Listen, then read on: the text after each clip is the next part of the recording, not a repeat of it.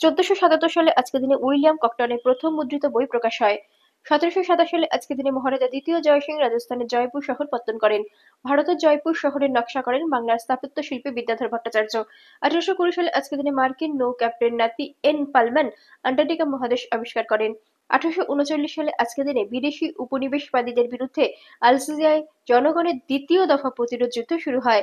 1857 সালে আজকের দিনে বাংলাদেশের চট্টগ্রামে 34 দেশীয় পদাতিক বাহিনী সিপাহী দল বিদ্রোহের মাধ্যমে ইংরেজদের বিরুদ্ধে স্বাধীনতা আন্দোলন শুরু করে। 1909 সালে আজকের দিনে মার্কিন যুক্তরাষ্ট্র পানামা প্রজাতন্ত্রের মধ্যে পানামা খাল চুক্তি স্বাক্ষরিত হয়।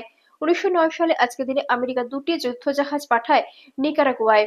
1918 সালে আজকের দিনে সোভিয়েত রাশিয়া থেকে বের হয়ে লাতাভিয়া স্বাধীনতা ঘোষণা করে।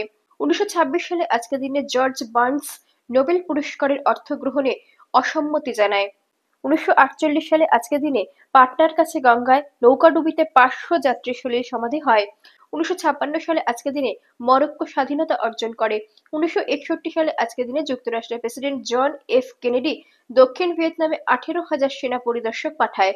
1963 সালে আজকের দিনে কর্নেল আব্দুস সালাম আরেফ ইরাকের ক্ষমতা গ্রহণ করেন।